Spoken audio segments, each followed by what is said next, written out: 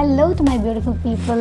Welcome and welcome back to my channel. So you can see the topic of the video is 5 things I wish I knew sooner in my early 20s or maybe at my 18. So the first point is your worth doesn't define by external validation. लोग क्या कहते हैं आपके बारे में, आपका एक क्या इमेज है सोसाइटी में, आपका वर्थ उससे डिफाइन नहीं हो। तो बहुत सिंपल सी बात लगती है, but I would tell with a short story of myself कि हम अपने आप को क्या सोसाइटी में रिप्रेजेंट करते थे, अपने ग्रुप्स में, अपने फ्रेंड्स के साथ। I was not that person, I just use to fake my life style. मुझे शो ऑफ का इतना ज़्यादा शौक हो गया था। I usually become a different person when I get in to my group और when I get in to certain with a group of certain people in my school और माई कॉलेज और somewhere like this. The process you usually lose your self, मतलब आप क्या होते हो आपको खुद नहीं पता चलता। आप धीरे धीरे अपने आप को करते करते लूज कर देते हो। You just lost your personality. Second point is that outgrow people as you grow. What does it mean? As you grow up, you have to leave any kind of relationship that affects your mental health, especially the toxic one and the single-sided relationship. क्योंकि वो सिर्फ सुनने में एक fantasy लगता है, but otherwise it's very harmful for your mental health, because आप कितना भी एफर्ट कर लो, other side is always like हम मेरा तो इतना बाउंड्री है एंड दैट्स इट। मतलब इट्स ऑलवेज लाइक दिस कि it's never like 50-50 and it's okay sometimes, but sometimes in a relationship to not be in a 50-50, but हर वक्त ऐसा हो कि आप अपना एफर्ट ही देते जा रहे हो बट सामने वाले से कोई एफर्ट ना हो, चाहे वो फ्रेंडशिप हो या किसी भी तरीके का रिलेशनशिप हो, then you just have to get out of it because it's just draining your energy so badly that अगर आप वो एनर्जी कहीं और लगाओ तो you will grow spontaneously, बहुत अच्छे से आपका ग्रोथ हो जाएगा।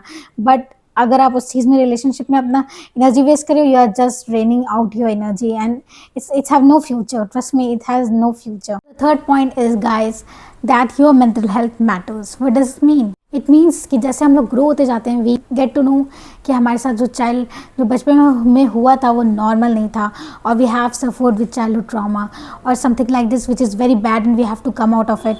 या कह सकते हैं हमें बचपन में इतना बुली किया गया स्कूल में कि we become so under confident कि now we can't perform at all. या फिर हमें मतलब इतना सप्रेस करके रखा गया कि हमें अब इमोशंस को एक्सप्रेस करना ही भूल गए हम लोग. कोई भी चीज़ से आपको गेट रिड ऑफ करना है, स्पेशली मतलब अपना बिहेवियर चेंज करना, और you can say you have to change your attitude towards your life, towards people or something like this. This is the age to do this. 20s is the age. Why?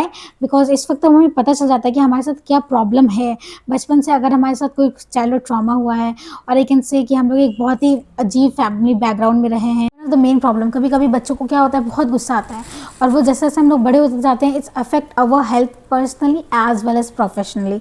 So this is the time that we should take a therapy, और we should something, we have to do something towards our mental health so that it can improve it, so that ताकि हम लोग खुद भी जिएं और दूसरे को भी जीने दें. Point is physical health and skin care. Guys, जिसके ऊपर जितना भी स्ट्रेस किया जाए वो कम है, because you know मैंने स्पेशली, और शायद मेरे जैसे बहुत सारे लोगों ने अपना बचपन से फिजिकल हेल्थ का ध्यान नहीं रखा. डेट मीन्स कि हमें जो पसंद आया, जितना पसंद आया हम लोग खाते चले गए, and it affect our health physically so bad. And also not taking care of skin का तो हमने कोई ख्याल ही नहीं रखा, जैसे वो हमारे बॉडी का पार्ट ही ना हो. तो गाइस, मेरी जैसी गलती आप ना करें, इसीलिए हम आपको पहले बता दे रहे हैं. अपना स्किन केयर का ख्याल रखें. सनस्क्रीन का यूज़ करें, रात को स्किन केयर करें, सुबह स्किन केयर करें, और मतलब just take good care of yourself so that your future self will thank you. Important thing guys, चाहे आपको पसंद हो चाहे ना हो, doing workout is must for everybody, and taking good care of your nutrition. So this is the fourth most important point. जितना भी stress किया जाए इसके ऊपर, ये कम ही होगा. And now the fifth point, I would stress it on it so much that इसके ऊपर तो कोई कॉम्प्रोमाइज़ नहीं होने वाला है guys. The life is happening now.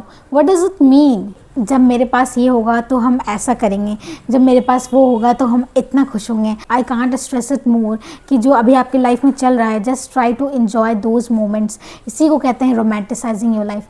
ये जो इतना ज़्यादा सोशल मीडिया पे है, romanticising your life, this is the thing that is life is happening now. Don't wait कि आपकी लाइफ में एक दिन ऐसा सुबह आएगा जिस दिन हर चीज़ परफेक्ट हो जाएगा, और आप you will look perfect and you will dress perfect and you will talk perfect and your personality is mind blowing, something like this. Guys, ये सब चीज़ चलता रहेगा, but the main important thing is your life is going and you life is happening now. जो करना है अभी करना है, चाहे इंजॉय करना है, और you have to work on yourself. आपको कुछ भी करना है वो अभी करना है. This is the time.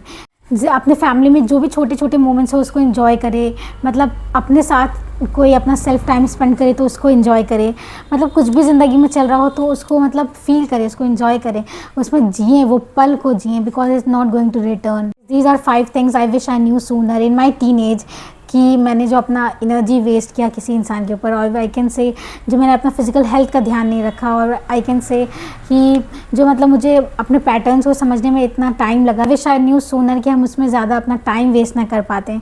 And these are the things I wanted to convey or share with you all guys. Life doesn't come with a manual कि आपके पास एक मैनुअल हो और आप उसको पढ़ लें and you just go 100% perfectly. It's not like that. आप जिस भी एज में हो and if you want to do some changes in your life, just do it. It's your life, you can do it. Positive vibe मिलाओ, then consider liking my video, subscribing, and so that it can reach to a wider audience. So guys, with this I today end my video, and I will come with the next better vlog in the next video guys. Bye.